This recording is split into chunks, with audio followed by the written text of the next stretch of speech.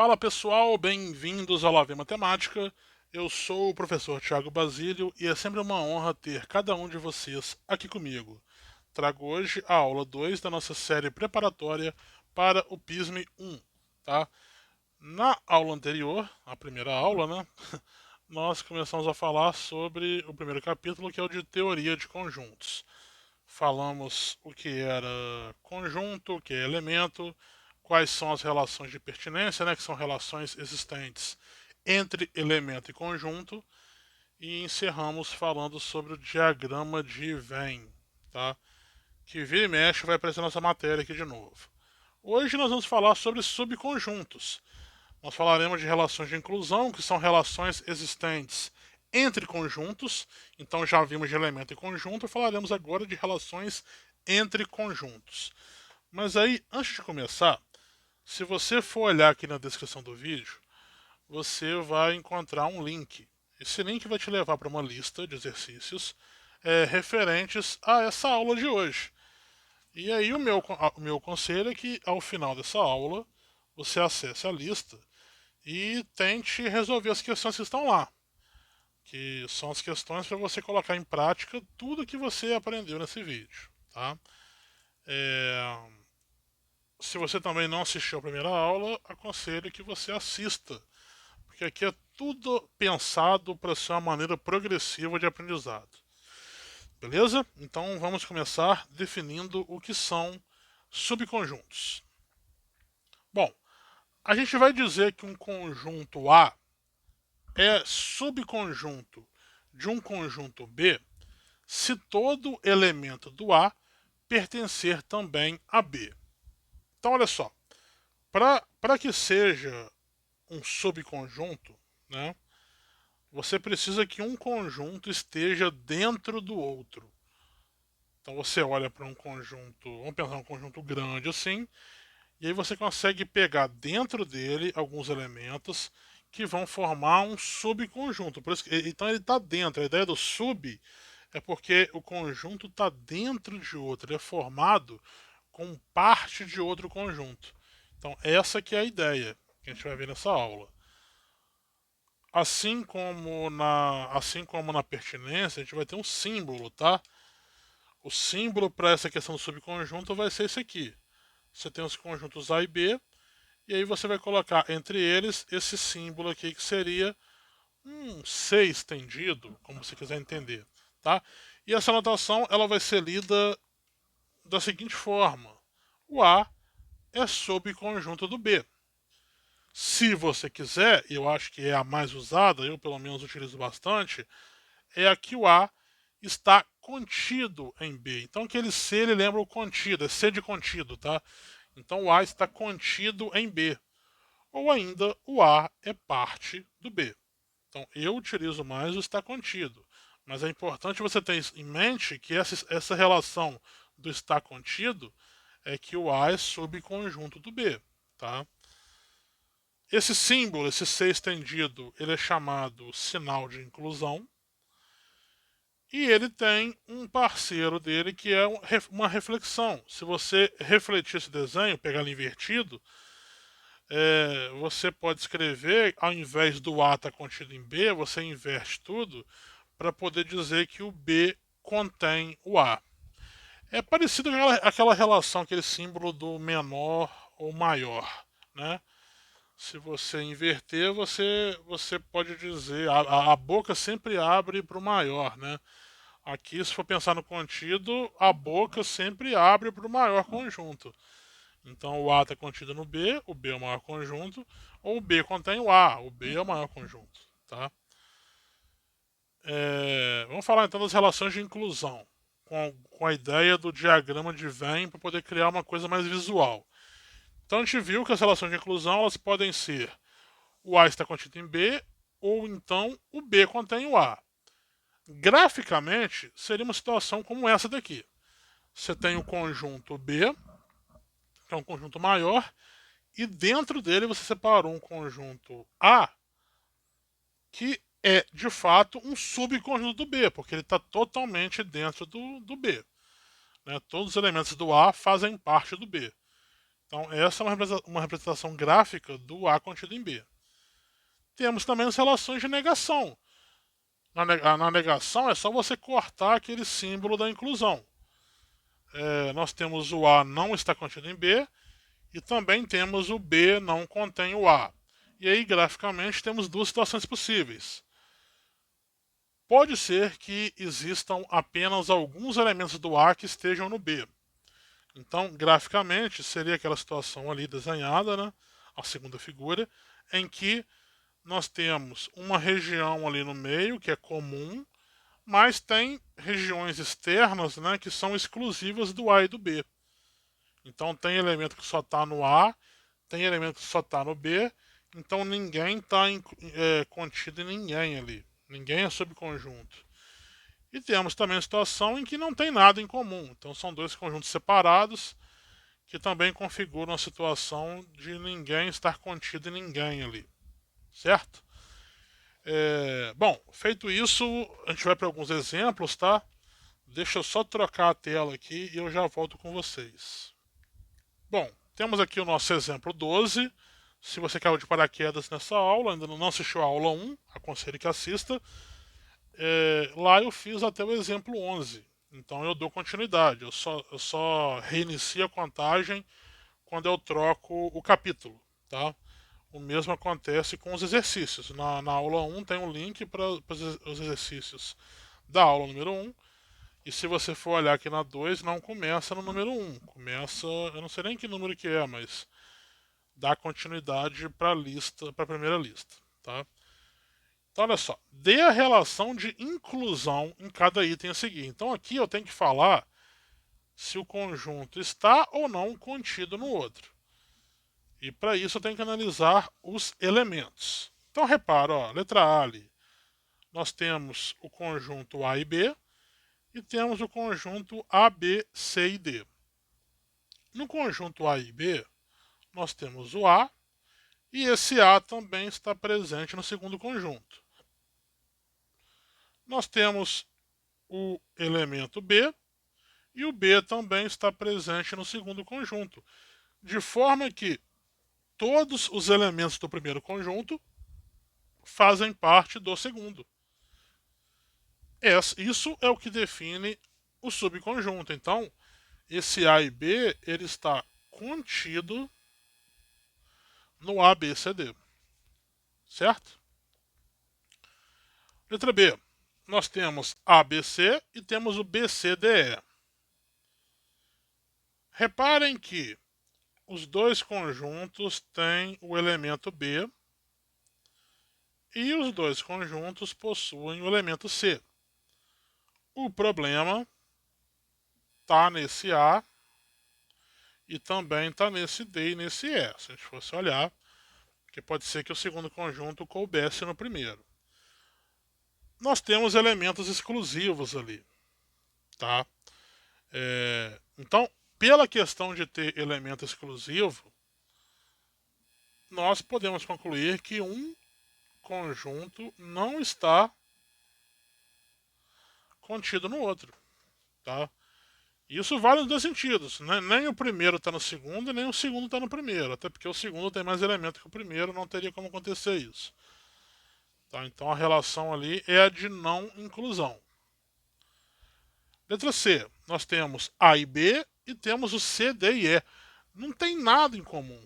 Então essa daqui diretamente, sem medo, nós já podemos colocar que não está contido. Agora no próximo nós temos A e AB. Bom, esse aqui é um conjunto unitário, né? Só tem um elemento e esse elemento dele faz parte do segundo. Então aqui nós podemos concluir que o primeiro conjunto está contido no segundo. Enquanto que na letra E nós temos A e B e A e B. Esses conjuntos são iguais. Então nós temos A e A. Temos B e B. E a gente pode escrever isso aqui de três formas diferentes. Nós podemos dizer que o primeiro conjunto está contido no segundo. Poderíamos colocar que o primeiro contém o segundo, ou seja, o segundo está contido no primeiro, e isso é o que define a igualdade de conjuntos. Quando você tem dois conjuntos de forma que o primeiro está contido no segundo e o segundo está contido no primeiro, é porque esses conjuntos são iguais, certo? Então esse aí era o exemplo 12, só para a gente poder analisar essa questão da inclusão. Ah não, eu falei o exemplo 12, mas não acabou, né? Na tela aqui tinha acabado. Na letra F e na G nós temos aí alguns conjuntos que estão por característica, tá? Por propriedade característica. Na letra F nós temos que o x é tal que ele é inteiro e par, e na segunda é inteiro e primo. E aí, será que todo número par é primo? Ou será que todo número primo é par? Bom, se a gente for olhar aqui, vou até trocar de cor aqui, colocar um azul. Nesse conjunto aqui, inteiro e par, nós temos o 0, o 2, o 4, o 6 e assim por diante. Nesse daqui, inteiro e primo, nós temos o 2, o 3, o 5, o 7, o 11 e por aí vai. E aí, será que alguém está contido no outro ali? Não, né? De forma alguma. Ninguém está contido em ninguém aqui nessa história. Certo? Porque no primeiro conjunto tem o número 4, por exemplo, e não tem no segundo. E o segundo tem vários números ímpares ali que não vão entrar no par. Então, são elementos. O único que tem em comum ali é o 2. Fora isso, é tudo diferente. E na letra G, nós temos inteiro e par e temos o inteiro. Se você for olhar, os inteiros pares, 0, 2, 4, 6 e assim por diante. E os inteiros, 0, 1, 2, 3, 4, 5, 6 e assim por diante. Repara que todo número inteiro e par, ele é acima de tudo inteiro. Então todo mundo que é par vai estar incluído nos inteiros. Então aqui a relação é do tá contido, certo? Todo número par é inteiro. Até porque se você for olhar, né, o segredo está aqui, né? Os dois são inteiros. O primeiro tem uma restrição, então ele está contido. Beleza? Vamos de exemplo 13. Considere os conjuntos abaixo. Então a letra A são as letras da palavra gato e a letra B são as letras da palavra esgotar. A letra A está pedindo para enumerar os elementos dos conjuntos A e B. Então vamos enumerar. O conjunto A são as letras da palavra gato. Então nós temos o G, o A, o T e o O. Enquanto que no conjunto B nós temos as letras da palavra esgotar. É o E, o S, o G, o O, o T, o A e o R.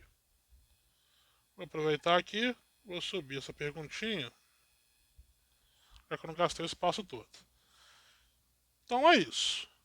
Aí agora está pedindo para fazer o diagrama de Venn desses conjuntos. E aí a gente tem que reparar algumas coisas. Para poder fazer o diagrama, para quem não estava na última aula, a gente tem que pensar o seguinte. Nós podemos ter três situações para desenhar o diagrama com dois conjuntos. Nós podemos ter uma situação assim, em que um conjunto é dentro do outro. Nós podemos ter uma situação assim, em que eles têm uma coisa em comum. E nós temos a situação em que eles estão separados. Para poder definir o que a gente faz aqui, tem que analisar os elementos. Tem que saber se um está dentro do outro, o que tem em comum, essas coisas. Então vamos olhar aqui, ó.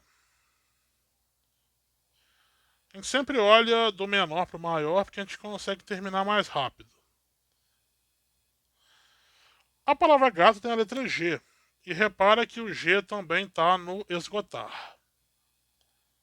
A palavra gato tem a letra A. E a letra A também está no esgotar.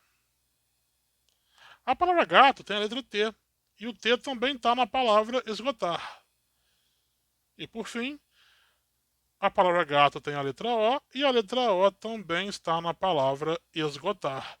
De forma que o conjunto A ele está no conjunto B.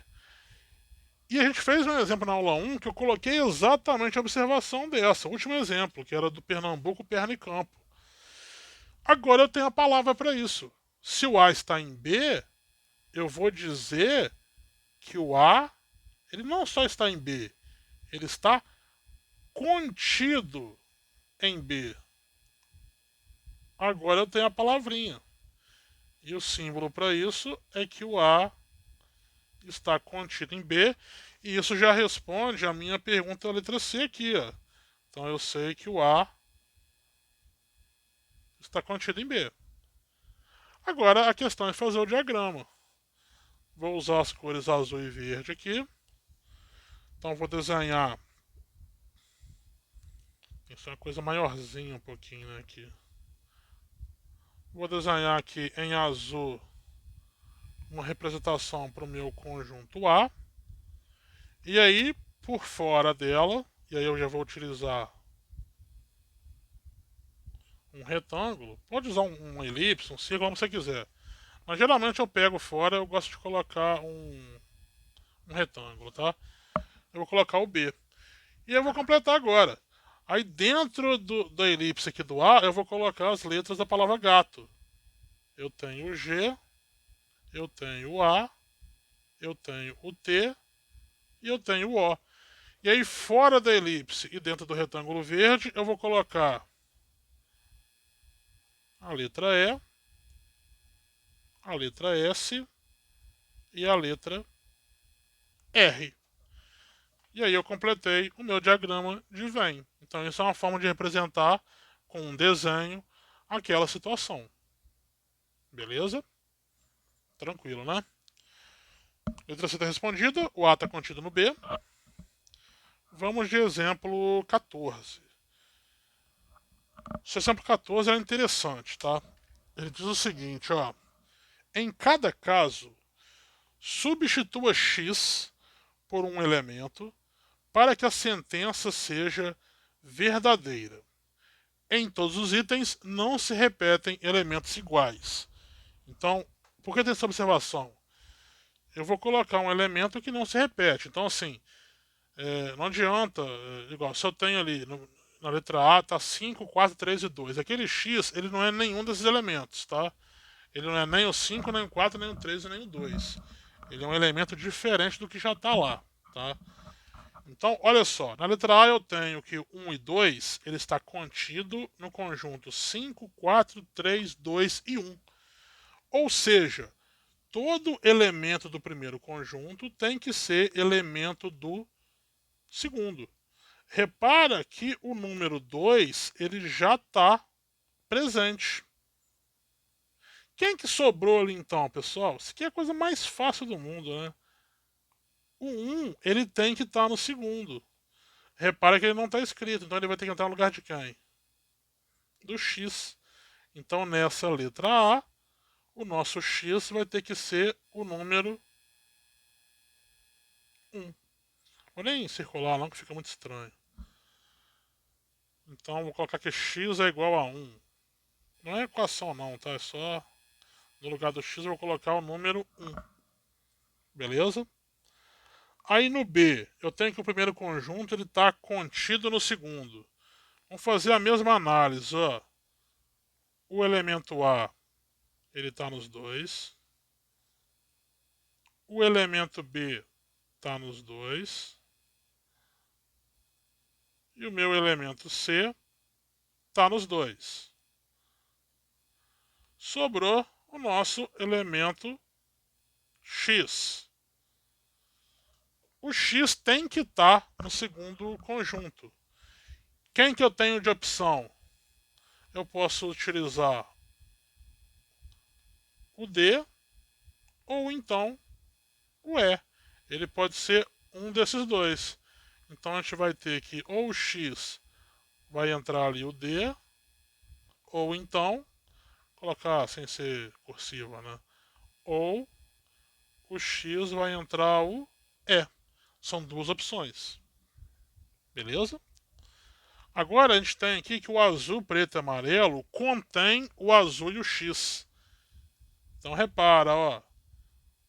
Aqui tem que olhar da direita para a esquerda. O azul, ele já está nos dois. E aí falta o nosso x. Quem que pode ser o x? Ele tem que estar no primeiro. Vai poder ser o preto ou então o amarelo. Então aqui é um ou outro. Então nesse caso, o x vai ser o preto ou, de novo, né? Eu esqueço de colocar o em palito. Ou o x vai ser o amarelo. Qualquer um dos dois. Qualquer um deles serve, tá? Aí na próxima também tem que ser essa situação de você olhar da esquerda, da direita para a esquerda. Eu tenho que o primeiro está contido no segundo. Então, ó, repara que o janeiro ele está nos dois. E aí eu preciso que o dezembro esteja no primeiro. Mas no primeiro eu tenho X e fevereiro. Então quem que vai ter que ser o dezembro? Vai ter que ser o X, não tem escolha. Né? Então nesse caso aqui, o nosso X, eu vou ter que colocar exatamente o elemento dezembro. E agora aqui na próxima eu volto a ter da esquerda para a direita. Então eu tenho aqui, repara que eu já tenho o Ré está nos dois. O Mi também está nos dois. Está faltando aqui, para poder preencher a relação da inclusão, falta o Dó. Repara que o Dó não está aparecendo no segundo conjunto. Então ele vai ter que entrar no lugar do X. Então aqui o X tem que ser, no lugar dele eu vou ter que colocar o Dó. Certo? Bom, esses são os exemplos da inclusão. Vou voltar no slide para poder falar das propriedades. Bom, propriedades da inclusão. O conjunto vazio ele é subconjunto de qualquer conjunto, tá? Então essa é a primeira, tá? Então o vazio é subconjunto de qualquer conjunto, porque não existe nenhum elemento no vazio que não esteja no conjunto A, até porque o conjunto A ele não tem elemento. Todo conjunto é subconjunto de si mesmo. Então o A está contido no A porque todos os elementos do A estão no A. Então, essas relações são óbvias. Agora, se um conjunto A é subconjunto de um conjunto B e esse conjunto B também é subconjunto do conjunto A, então os conjuntos A e B são iguais. Eu mencionei isso, né, no nosso exemplo 12. Então, se o A está contido no B e o B está contido no A, é porque o A e B são iguais. Além disso, se um conjunto A é subconjunto de um conjunto B e esse conjunto B é subconjunto de um conjunto C, então o conjunto A é subconjunto do conjunto C. Basicamente é, se o A está dentro do B e o B está dentro do C, automaticamente o A está dentro do C. Vamos para mais um exemplo. Exemplo 15. Deixa eu só trocar a tela aqui. Então, olha só, exemplo 15. Considerando os conjuntos M, 6, 7, 8 e 9, N, 5, 6, 7, 8, 9, 10 e P, 8, 9, 10 e 11, assinale verdadeiro ou falso. Então, na letra A, ele está afirmando que o M está contido em N. Então, será que todo elemento do M está no N? Análise rápida aqui. Nós temos 6 e 6, 7 e 7, 8 e 8, 9 e 9. Então confere, né?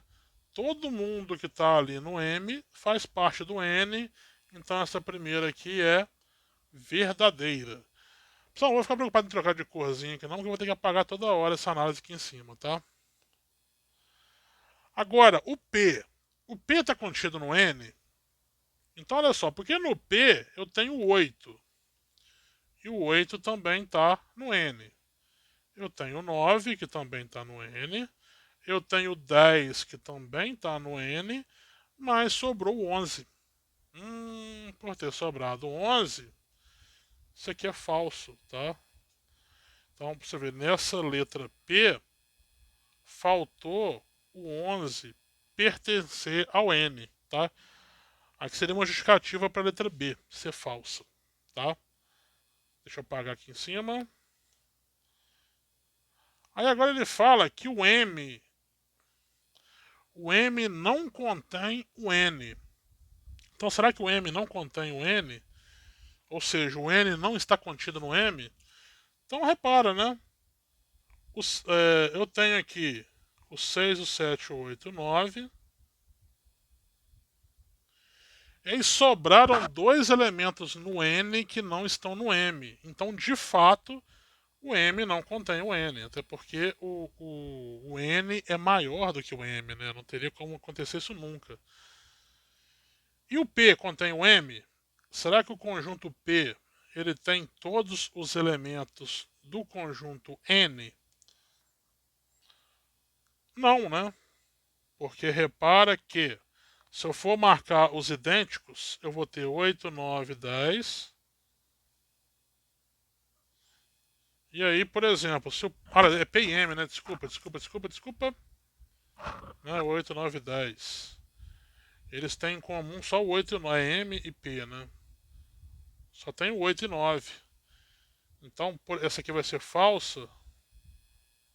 A letra D aqui. Porque, por exemplo, o 6 não pertence ao P. Esse aqui é uma justificativa, né? O 7 também não. Mas só de já ter um elemento, você já garante que é falso. E o N contém o M? Sim, né? Isso aqui é uma forma de você dizer a letra A de novo. Eu só inverti, só inverti. Na verdadeira. O conjunto M, ele é igual ao N? Não tem nem como, né? Não são iguais, até porque o N, ele é maior. Então isso aqui é falsa. Ela é falsa até, se você quiser justificar, você pode até usar a letra C, né? O N não está contido no M ali. O zero está contido no M. O zero não, o vazio. O vazio está contido no M. Verdadeira, propriedade. O vazio está contido em qualquer conjunto. E o M está contido no M também é propriedade. Todo conjunto está contido em si mesmo. Beleza? Então, para esse exemplo era isso. Vou trocar de tela. Vamos falar agora do conjunto das partes, tá? Bom, o conjunto das partes vai ser denotado por aquele P estiloso ali, tá? Ele é formado por todos os subconjuntos do conjunto A, tá? Então os elementos deles são conjuntos. Então os elementos do conjunto são conjuntos também, tá? Então cada elemento vai ser um conjunto e ele tem que estar contido no A para poder ser das partes. Quantos elementos que vai ter esse conjunto?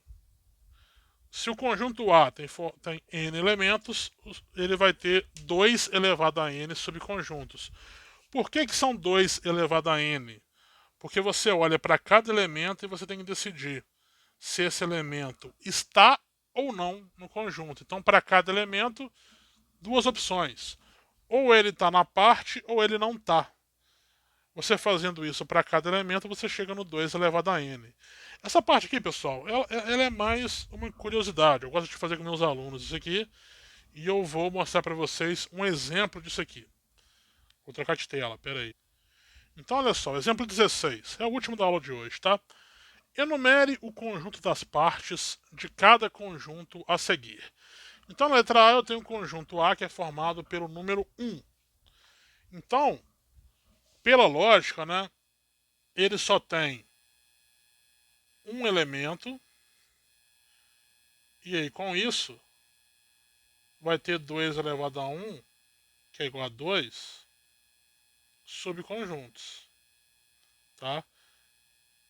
Então, um conjunto unitário ele tem 2 subconjuntos. Quais são eles? Bom, eu vou ter um conjunto que tem 0 elemento e eu tenho um conjunto que tem um elemento.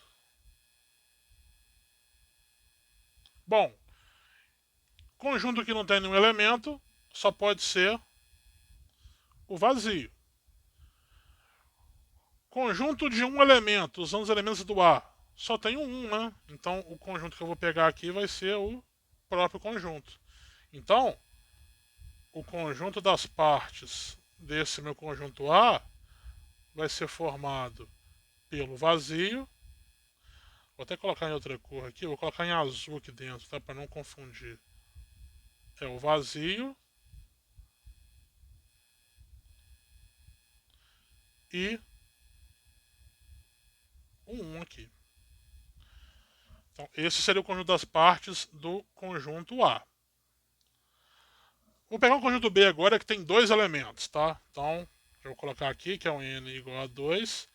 Se ele tem 2 elementos, ele vai ter 2 elevado a 2, que é igual a 4, subconjuntos. Quais serão os subconjuntos? Eu vou ter subconjunto com nenhum elemento. Vou ter com um elemento. E também vou ter com 2 elementos.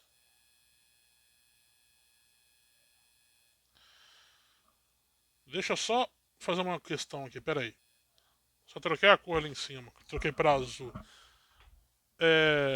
Nenhum elemento, um conjunto que não tem nenhum elemento é o vazio, sempre vai ser o vazio. Agora, um conjunto com um elemento usando 1 e 2. Bom, eu posso ter o conjunto que tem o número 1, ou eu posso ter o conjunto que tem o número 2. E com 2 elementos, usando 1 e 2, só pode ser o 1 e 2. Então, o meu conjunto das partes do B aqui, ele vai ter o vazio, vai ter o conjunto unitário formado pelo 1, o conjunto unitário formado pelo 2 e o conjunto unitário não, agora é o conjunto de 2 que é o 1 e 2. E aí eu termino. Entenderam a ideia? Você vai listando, você vai pegando nenhum elemento, um elemento, dois elementos. Você vai fazendo uma escolha ali, tá? E você forma tudo. Vamos olhar agora o 1, 2, 3. Vai ficando interessante quando você vai aumentando. Esse conjunto tem 3 elementos. De forma que ele vai ter. Opa, não é 3 aqui, é 2. Ele vai ter 2 elevado a 3 subconjuntos. Ou seja, ele tem 8 subconjuntos. E aí, quais seriam, né? De novo, eu tenho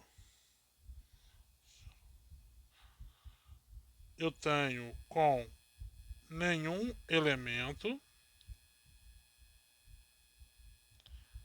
tenho com um elemento, tenho com 2 e tenho com 3.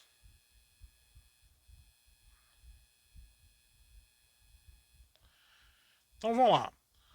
Um conjunto que não tem nenhum desses elementos vai ser um conjunto vazio.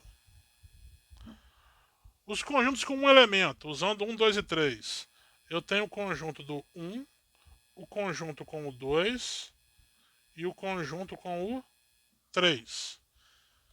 Com 2 elementos, eu posso pegar, por exemplo, 1 e 2, posso fazer 1 e 3, e posso fazer 2 e 3. Nunca volte na ordem, tá? Se você escrever 3 e 2, você está repetindo 2 e 3. E com 3 elementos, 1, 2 e 3. Joia?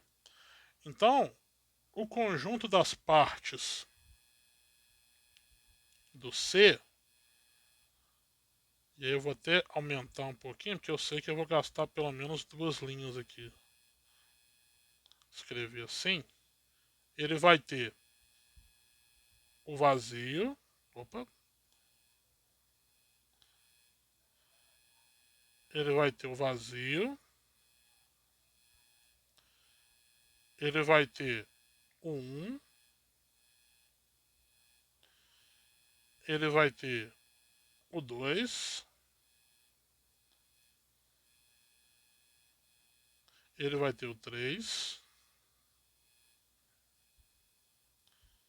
Ele vai ter o 1 e 2.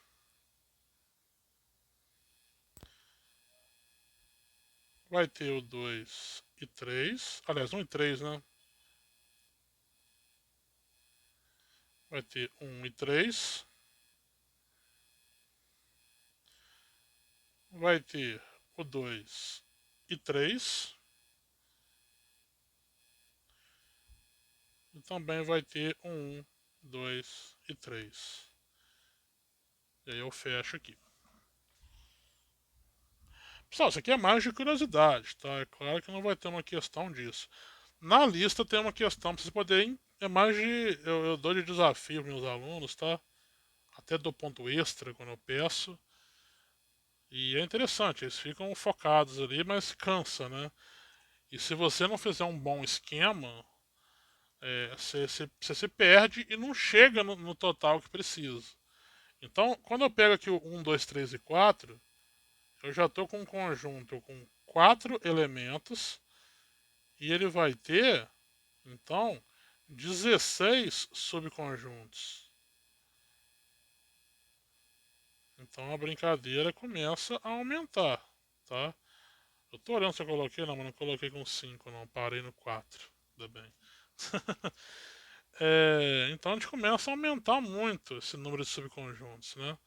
Então, se eu estou pegando aqui esses 4 elementos, eu vou ter então subconjuntos com nenhum elemento. Eu vou ter com um elemento só. Eu vou ter com 2 elementos. Eu já acho por bem aqui, de repente eu pular uma linha. Eu vou ter com 3 elementos. Eu posso ter também com os 4 elementos. Vamos lá, esquematizado, ó. Com nenhum elemento eu tenho o conjunto vazio. Com um elemento, usando 1, 2, 3 e 4, eu posso ter o conjunto com o 1, o conjunto com o 2, o conjunto com o 3 e o conjunto com o 4. Agora com dois elementos, eu vou tentar sempre esgotar. Eu vou aqui, ó. Eu vou esgotar o 1 primeiro. Pode ser o 1 e o 2, o 1 e o 3, ou então o 1 e o 4. Esgotei o 1. Vou passar para o 2. Não volto no 1. Eu tenho 2 e 3, 2 e 4. Esgotei o 2. Faltou quem aqui? Faltaram o 3 e o 4. Fechou. Pulei linha à toa aqui, não precisava. Mas é bom que ficou um pouquinho mais organizado. Com 3 elementos, eu tenho 1, 2 e 3. Vou alterar só o último.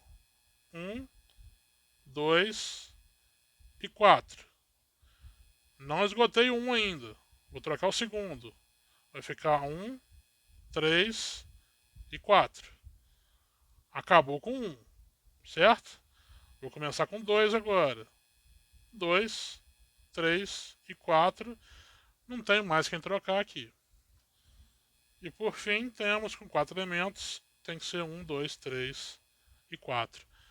Repara que se eu for fazer uma contagem, aqui eu tenho 1, com 4 são 5, com 6 já são 11, com 4 vai dar 15, com 1 vai dar 16. Então, felizmente está tudo certo. Então, cônjuge das partes do D. Vou fazer uma pausa, pra você não ter que escrever isso tudo, tá? Eu vou mostrar tudo pronto aqui já, pera aí. Pronto, tá aqui, ó. Tudo feito, tá? É um negócio assim, igual eu falei, é mais questão de curiosidade mesmo. Então, pessoal, deixa eu só voltar pro slide para poder encerrar a aula. Bom, então vocês têm aí os exercícios para poder fazer, tá? Eu vou pedir atenção, porque eu não tô lembrando agora, eu tenho quase certeza que tem questão dessa. Deixa eu só aproveitar aqui. Vou abrir uma lista aqui na minha tela, não vou mostrar para vocês, né? Vocês podem acessar aí embaixo. Mas vocês têm questões aí que falam de contido e de pertence. Aí toma um cuidado, porque a gente acabou de ver essa questão do conjunto das partes, tá? Eu vou chamar a atenção basicamente para a questão 11. É a questão 11 da lista aí. O que acontece? A relação de pertinência, ela é uma relação entre elemento e conjunto, tá? Então, e a relação de inclusão é de conjunto para conjunto. A gente acabou de ver o conjunto das partes, que nada mais é do que um conjunto formado por outros conjuntos. Então, o conjunto, pensando nessa ideia das partes, ele pode ser entendido como ele pode ter uma relação de pertinência com outro conjunto. Tá? Então, o conjunto ele pode ser um elemento. Então, toma um cuidado nessa número 11, analisa bem para poder ver se determinado objeto se ele está contido ou se ele pertence. Porque se ele for um elemento, ele pertence. Agora, se ele for um conjunto, aí ele está contido. Assim, deu para entender a história? Vocês vão ver. Depois, pergunta para mim a número 11 depois, se tiver dúvida. Tá?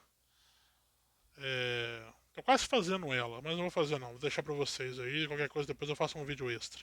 Beleza? Então, pessoal, se você gostou, deixe seu gostei, inscreva-se no canal se não for inscrito, compartilhe com os amigos. Vamos levar o conhecimento para frente, tá? Eu aguardo vocês na próxima, com a nossa próxima aula que vai ser de operações com conjuntos. Então, valeu!